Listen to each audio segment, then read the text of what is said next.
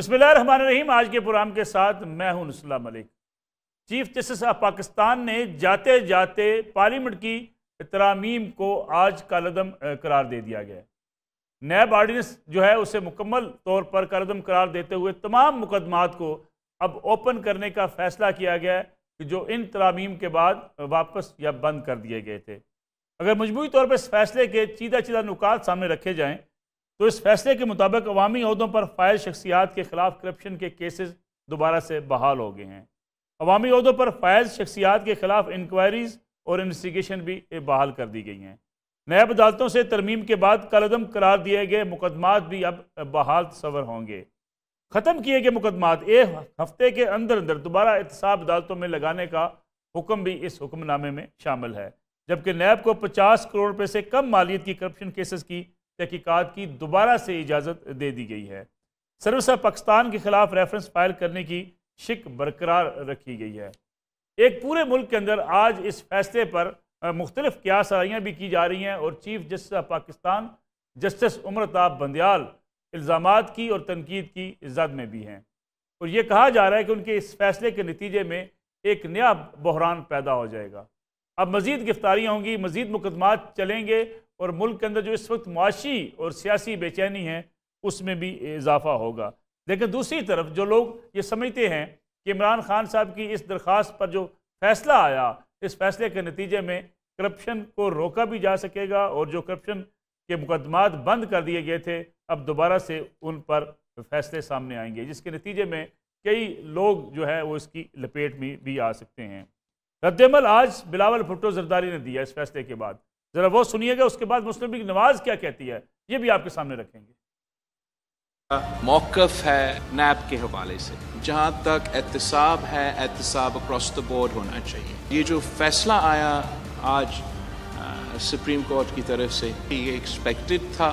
Pakistan peoples party, चाहे वो गिलानी साहब हो या जो भी स्टेज पे बैठे हुए हैं, हमने तो केसेस देखे हैं, आज भी देखने के लिए तैयार है। पुराना कानून के तहत हो, नया कानून के तहत हो, वो तो हम उससे हमें कोई फ़र्क।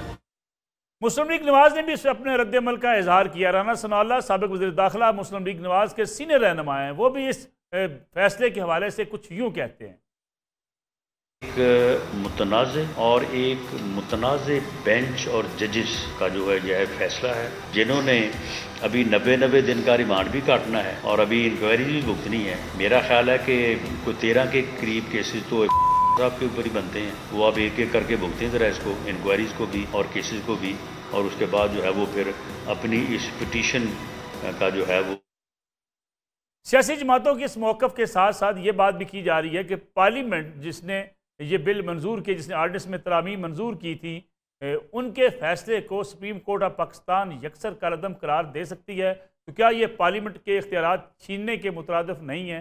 दूसरी तरफ ये भी कहा जाता है कि पार्लियामेंट भी जब सुप्रीम कोर्ट ऑफ पाकिस्तान के जो उस वक्त उनके जो इख्तियारात हैं उसमें अगर मुदाखलत करती है तो पार्लियामेंट भी फिर अपनी हद से तजावज़ करती है। लेकिन ये बात तो तय है कि पार्लियामेंट सुप्रीम है, पार्लियामेंट इस मुल्क का सबसे अहम इदारा है। उस सुप्रीम होने के नाते पार्लियामेंट को तमाम मामलात पर कानून साजी करने का भी इख्तियार हासिल है। इसी का जायज़ा लेंगे आज के प्रोग्राम के अंदर। मेरे साथ तशरीफ़ रखते हैं मुल्क के सीनियर सहाफ़ी और तज़कियाकार जनाब सलीम बुखारी साहब। सलीम बुखारी साहब आपका बहुत शुक्रिया। उनके साथ तशरीफ़ रखते हैं मुजाहिद बरेलवी साहब, सीनियर सहाफ़ी और सीनियर तज़कियाकार हैं। मुजाहिद साहब आपका भी बहुत शुक्रिया। मेरे साथ लाहौर स्टूडियो में मौजूद हैं आमिर सईद राना साहब, मुल्क के मुमताज़ माहिर कानून हैं, हाई कोर्ट बार एसोसिएशन के सेक्रेटरी रहे हैं। आमिर साहब आपके भी बहुत शुक्रिया। सलीम बुखारी साहब, प्रोग्राम से आगाज़ आपसे करते हैं। ये फ़ैसला, इसको सियासी नज़र से भी देखा जा रहा है, इस पर तनकीद भी की जा रही है, कुछ लोग इसकी हमायत में बात भी कर रहे हैं। आपको क्या लगता है इस फैसले के नताइज क्या होंगे? इलेक्शन ताख़ीर से होंगे, एहतसाब पहले बाद में इंतखाब, या एक मुल्क के अंदर फिर नए सिरे से एक बेचैनी की कैफियत? क्या करप्शन रोकने के लिए ये फैसला कारआमद होगा? बहुत शुक्रिया आपका मलिक साहब। गुजारिश ये है कि एक तो ये फैसला बिल्कुल भी गैर मुतवक्को नहीं है। ये इसका इजहार खुद चीफ जस्टिस साहब अपने ब्लॉगर्स के साथ जो उनकी मीटिंग थी, जो सोशल मीडिया हैंडलर्स थे पीटीआई के, उनके साथ जो उनकी मीटिंग थी उसमें वो कह चुके थे कि मैं जाते जाते ऐसे फैसले करके जाऊंगा कि कौम याद रखेगी। यकीनी तौर पे कौम उनको याद रखेगी, लेकिन किन अल्फाज में याद रखेगी इसका शायद उन्हें इदराक नहीं था। देखिए, इसके बहुत सारे पहलू हैं इस फैसले के। पहली बात तो ये है कि सुप्रीम कोर्ट, बल्कि मैं अगर आप इजाज़त दें तो बंदियाली अदलिया जो थी वो तुली हुई थी ये साबित करने पर कि लेजिस्लेशन जो है ये शायद पार्लियामेंट का काम नहीं है। कानून भी वो बनाएंगे, मुल्क भी वो चलाएंगे। ये मुल्क चलाने का सिलसिला तो आपको पता है साकिब निसार से पहले इफ्तिखार चौधरी साहब ने शुरू किया था। जो जुडिशल एक्टिविज्म उस वक्त का शुरू हुआ था, ख़त्म होने का नाम ही नहीं ले रहा है। हम देख रहे हैं कि सुप्रीम कोर्ट में रजीम आफ्टर रजीम इसकी बदतरीन शक्ल आज हमारे सामने है। एक ऐसा 3 जजेस का पैनल बना हुआ था जो बाद में 5 बना, जिसके अलावा और कोई जज इस काबिल नहीं था कि उसको बेंच पे बिठाया जाए। ये सारी सूरत हाल हमारे सामने है। इसको सामने रखते हुए 2 चीज़ें बिल्कुल वाजे हो गई हैं। एक तो ये कि वो जाते जाते अपनी दानिस्त में पीटीआई के चीफ की ख्वाहिश और उसकी रिट के ऐन मुताबिक उनकी मर्जी का फैसला कर गए हैं, लेकिन उनके पास इतनी अकल भी नहीं थी कि उन्हें यह मालूम नहीं है कि इस वक्त पीटीआई के चीफ, उनकी अहलिया और उनके बहुत सारे लोग नैब के रेडार में हैं। उनके ऊपर केसेस हैं। जब 90 दिन जमानत नहीं होगी बुशरा बीबी की तो लग जाएगा पता कि कानून साजी को जिस तरह तोड़ा जाता है, जिस तरह उसका तमस्खुर उड़ाया जाता है, उसका नतीजा क्या निकलता है। एक बात तो ये है। दूसरी बात यह कि वो जिन लोगों को कहा जा रहा है कि वो इसका शिकार होंगे, पीटीआई की पीपल्स पार्टी की लीडरशिप है, पीएमएलएन नून की लीडरशिप है, एक प्रेसिडेंट 6 प्राइम मिनिस्टर की बात सुन रहे हैं हम, उन सब के अगेंस्ट 5-5 साल 4-4 साल केसेस चलने के बावजूद नैब एक रत्ती साबित नहीं कर सकी। उनके पास से एक पैसा वसूल नहीं हुआ। कुछ के केसेस खत्म हो गए, कुछ के पास सबूत नहीं है। मुझे ये समझ में नहीं आती कि यही सुप्रीम कोर्ट जो ये कहती थी कि नैब एक अदारा है जो एक मिलिट्री आर्मर ने पॉलिटिकल आर्म ट्विस्टिंग के लिए बनाया था, उसके प्रोटेक्शन के लिए चीफ जस्टिस साहब का दम निकला जा रहा था। तो ये फैसला जो है ये तारीख में याद जरूर रखा जाएगा, लेकिन इंतहाई स्याह धब्बे के तौर पे। और इसके ऊपर उनकी जाते अकदस के ऊपर जो चीजें जो यानी दुश्मन तराजी होगी, चीफ जस्टिस साहब एक पल चैन का अब जिएंगे नहीं इसके बाद। जी मुजाहिद बरेली साहब, जो सलीम बुखारी साहब बात कर रहे हैं कि ये फैसला उन्हीं के गले पड़ जाएगा जो इस फैसले को जो है लेकर सुप्रीम कोर्ट के पास ये मामला गए थे। इमरान खान साहब हों, बुशरा बीबी हों, 90 रोज़ा रिमांड के बगैर जो है नैब अगर अपने पास रख सकेगी तो ये तो पीटीआई के लिए भी नुकसानदेह होगा। तो मलिक साहब ये है कि दोनों पार्टियों ने माजी में जुडिशरी को जिस तरह इस्तेमाल किया, क्या वो तारीख हमारे सामने नहीं है? मोहतरमा बेनज़ीर भुट्टो की गवर्नमेंट जो पहली इलेक्टेड आई 88 में, आपको याद होगा कि नवंबर 89 में 58(2)B के तहत मियाँ साहब गए और वो गवर्नमेंट पूरे नहीं कर दी और तोड़वाई। फिर इस्लामी जमहूरी इत्तेहाद बना, उसकी तारीख भी अब पता है कि सब दुनिया का सबसे बड़े दहशतगर्द उसामा बिन लादेन ने उनको $1 करोड़ दिए थे, उसके लिए रिकॉर्ड पे है ना। फिर उन्होंने पीपल्स पार्टी ने नून लीग के साथ किया, फिर नून लीग ने पीपल्स पार्टी के साथ किया, और ये जजों के साथ किया, जजों के जरिए किया। आपको ये भी याद दिला दूं कि खाली इन्हीं को याद क्यों कर रहे हैं, जरा जस्टिस नसीम हसन शाह को याद करें जिन्होंने अपनी किताब में बाद में शर्मिंदगी का इजहार करा जो भुट्टो केस का था। आप उन जजों को याद करें, जस्टिस कयूम को जो खून पे कहता था तुसी जल्दी फैसला क्यों नहीं देते जरदारी के खिलाफ। फिर जो पीपल्स पार्टी के दौर में नून लीग के दौर में पीपल्स पार्टी, दोनों को करप्शन जाली मुकदमों में इन्हीं लोगों ने तो बन रखा।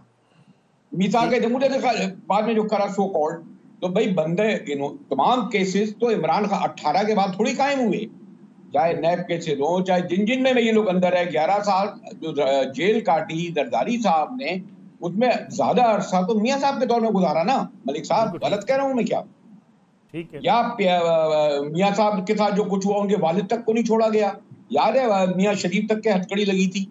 तो ये दोनों पार्टियां सॉरी टू से जहां अच्छे यही सिलसिला फिर कंटिन्यू करके इमरान खान साहब के दौर के अंदर भी जब पकड़े गए, रोशनी डालते हमारे बुखारी साहब पीपल्स पार्टी और नून लीग के किरदार पे भी, और उनके दौर के उन जजों पर भी जिन लोगों ने किस तरीके से इस्तेमाल हुए इनके लिए। मैं तो ये भी बता दूं, आपको याद नहीं है जब सज्जाद अली शाह खड़े हुए तो गौहर अयूब ने अपनी किताब में लिखा है कि मियाँ साहब ने कहा कि मैं सज्जाद अली शाह को एक दिन के लिए गिरफ्तार नहीं कर सकता, सुप्रीम कोर्ट पे हमला नहीं हुआ। तो जरा तारीख को मुकम्मल करें, आधा सच ना बोलें, आधी तारीख ना बताएं। सिर्फ 4 साल का मलबा बहुत गुजार चुके हैं आप, वो बंदा अंदर है। आप पुराना हिसाब किताब से निकालें, मुशर्रफ दौर से निकालें। जी देखिए 4 साल का हिसाब किताब भी तो हो गया ना मुजाहिद बरेलवी साहब। वही काम अगर हम कहते हैं माजी में पीपल्स पार्टी और नून लीग ने किया, शाहिद खान अब्बासी साहब को अंदर कर दिया गया, मिफ्ता इस्माइल साहब को बंद कर दिया गया, हमजा शहबाज 22 महीने जेल में रहे, एक लंबी फहरिस्त तो इमरान खान साहब के दौर में भी है अपने मुखालफिन को जेल में। करें, मैं तो कह रहा हूं, लेकिन पीछे भी नहीं आएंगे क्या? नसीम हसन शाह और सज्जाद अली शाह और उस दौर पे नहीं आएंगे? ठीक है, मैं वापस आता हूँ आपकी तरफ मुजाहिद बरेलवी साहब। इरफान कादर साहब भी साबिक अटॉर्नी जनरल पाकिस्तान और मुल्क के मुमताज़ कानूनदान हमारे साथ मौजूद हैं।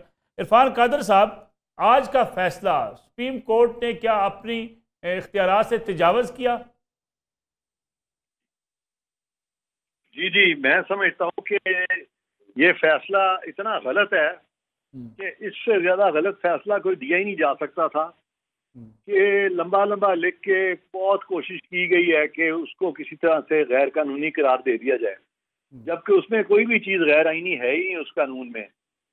तो ये बिल्कुल जरूरत नहीं थी इस सारे फैसले की।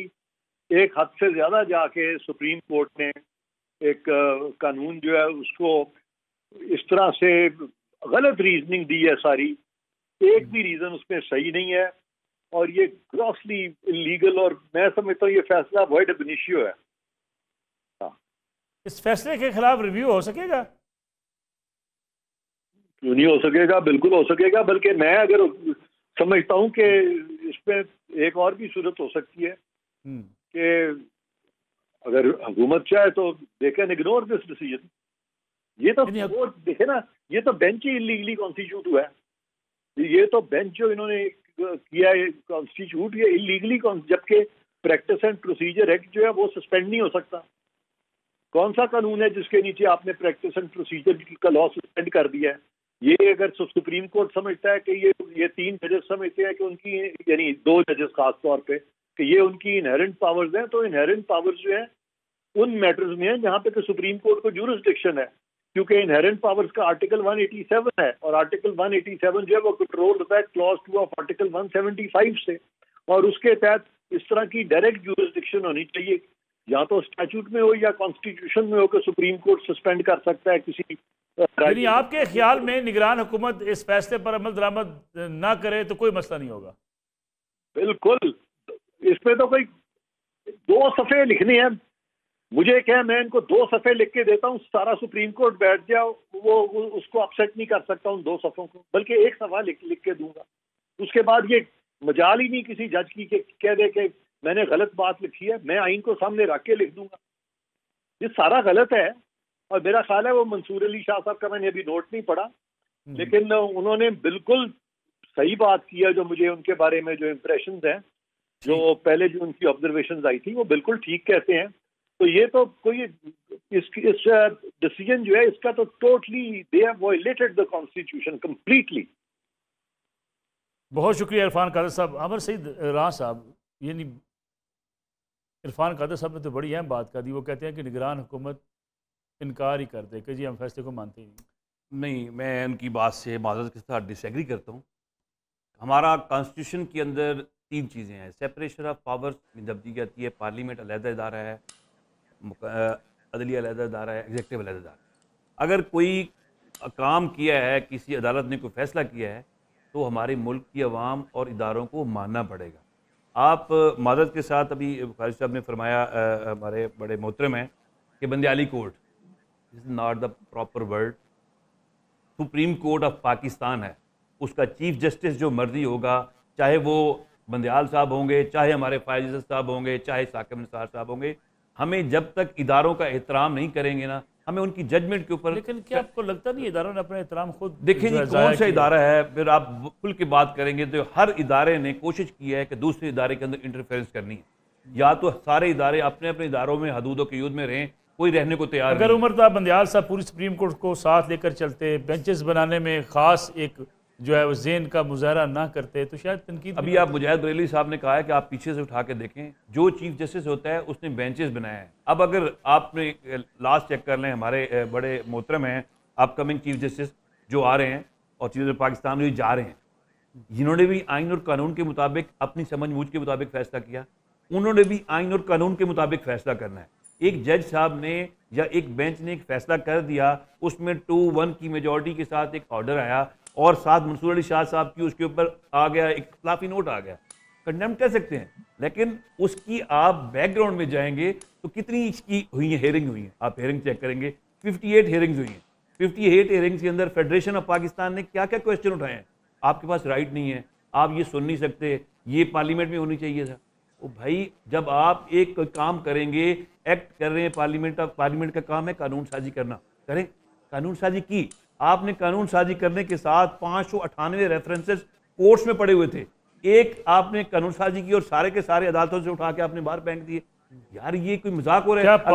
क्या पार्लियामेंट के पास ये इख्तियार नहीं है कि मैं आपसे एक सवाल करता हूँ, क्या पार्लियामेंट के पास इख्तियार नहीं है कि ये फैसला करे कि सुप्रीम कोर्ट के जजेस जो हैं 17 के बजाय 27 हो जाएंगे? है फैसला? बिल्कुल, देखें जी, ये अमेंडमेंट करें, कॉन्स्टिट्यूशन के अंदर जजेस बढ़ा दें। मैं मिसाल दे रहा हूँ, आप बढ़ा सकते हैं जजेस। ये इख्तियार अगर पार्लियामेंट के पास है कि सुप्रीम कोर्ट की तश्कील 9 कर सकती है, तो कानून क्यों नहीं बना सकती? नहीं, देखें नहीं, कानून बनाने के ऊपर कोई नहीं। कानून वो जो अगेंस्ट द कॉन्स्टिट्यूशन, कानून भी आपने बनाना है विद द कॉन्स्टिट्यूशन। अब उसके अंदर अमेंडमेंट लानी है तो कॉन्स्टिट्यूशन में अमेंडमेंट और चीज है। आपने चलो मुझे ब्रेक में जाना, लेकिन उससे पहले एक चीज मैं आपसे पूछ लूं, क्या सियासतदान फंस गए? नहीं, सियासतदान नहीं फंस गए, इसमें सारे ब्यूरोक्रेट फंस गए जो आराम से निकलना चाह रहे थे। सर आपने देखा कि आपने कहा कि ब्यूरोक्रेट क्या है, उसका आपने एसेट बियॉन्ड नहीं पूछेंगे, मीन नहीं पूछेंगे, कहां से पैसे कमाए वो नहीं पूछेंगे। इस मुल्क के अंदर 80% से ज्यादा तो ब्यूरोक्रेट खाता है, उसको आपने उठा के एक साइड पे फेंक दिया। सियासतदान बेचारे कितने परसेंट खा लेते हैं? 10%, 15%।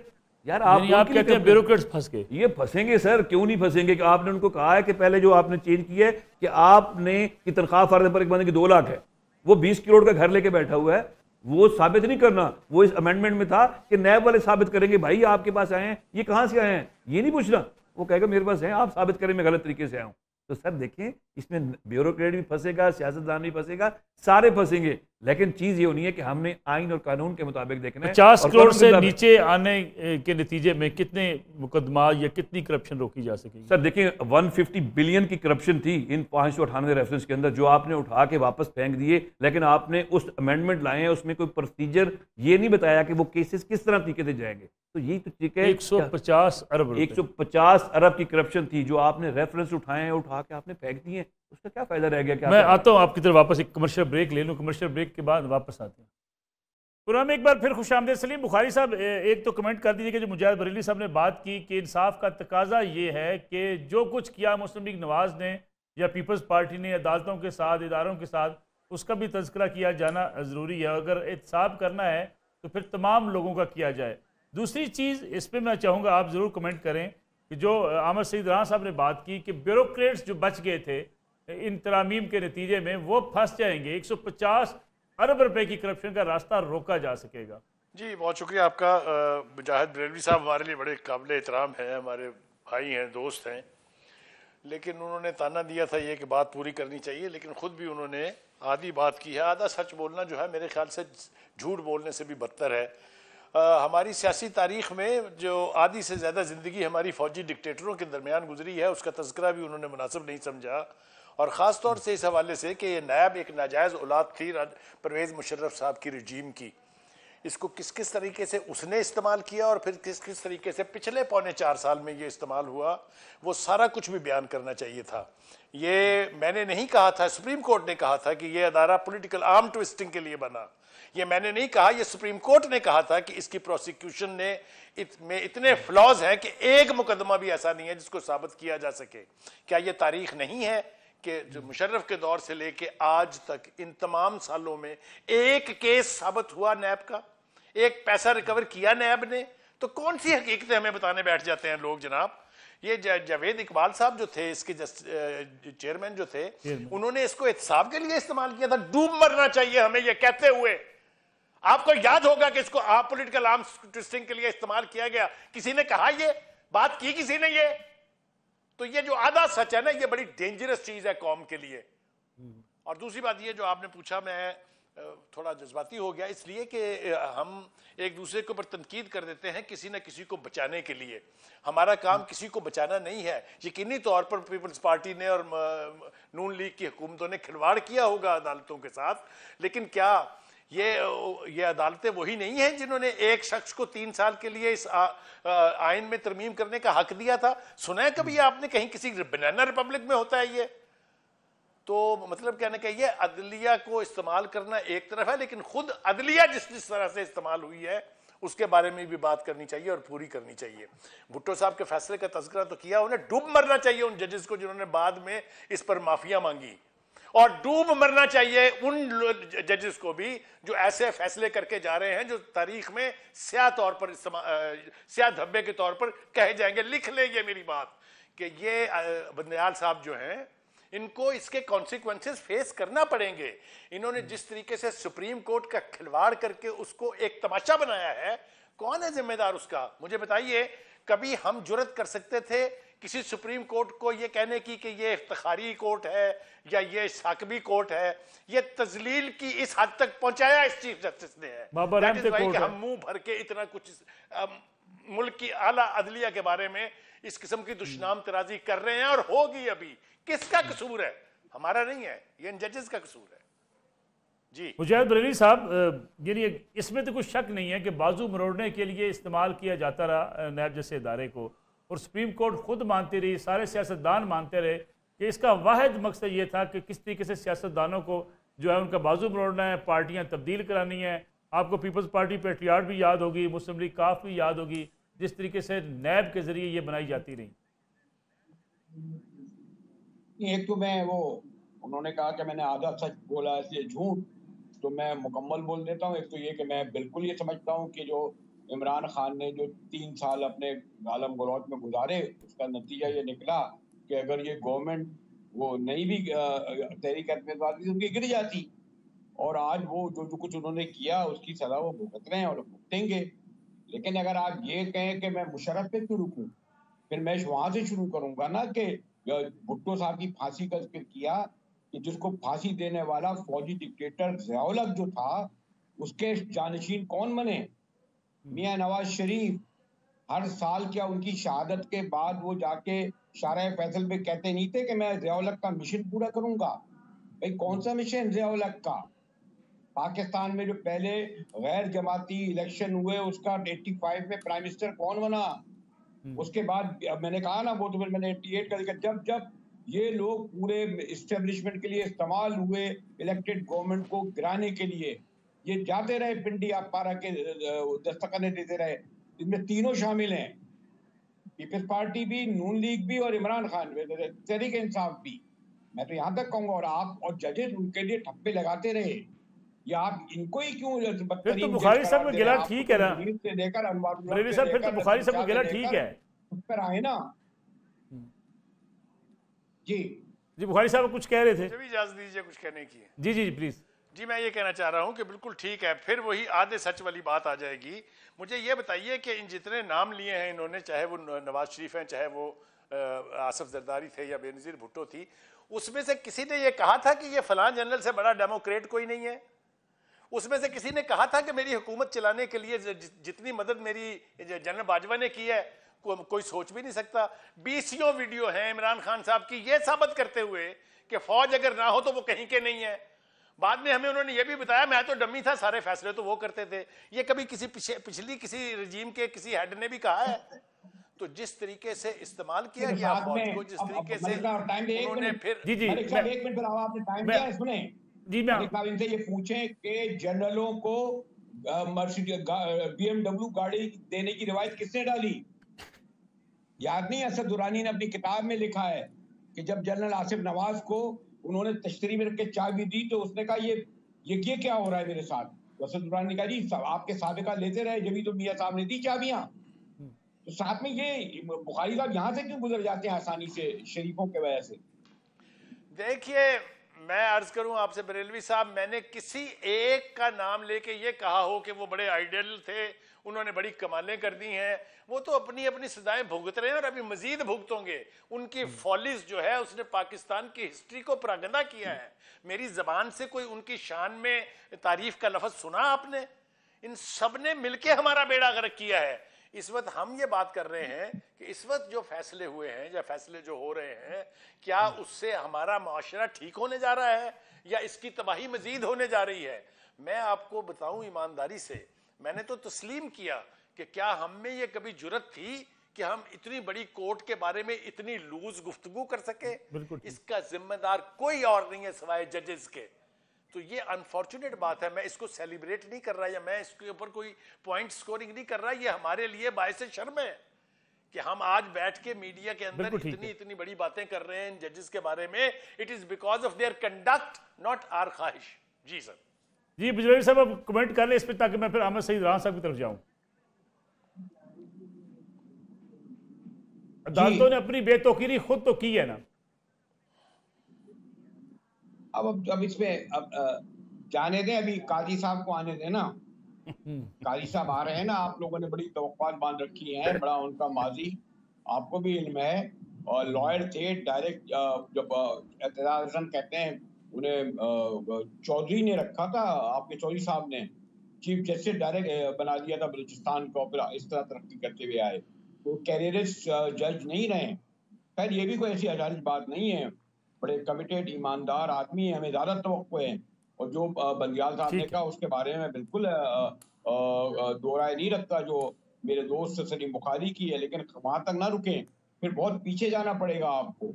हत्ता के जस्टिस गुलाम पटेल जैसे पाए के जज ने भी जो है ज़िया-उल-हक के मार्शल लॉ को नज़ीर ज़रूरत के तहत जायज़ करार दे दिया था, इनकी हम बड़ा एहतराम करते हैं।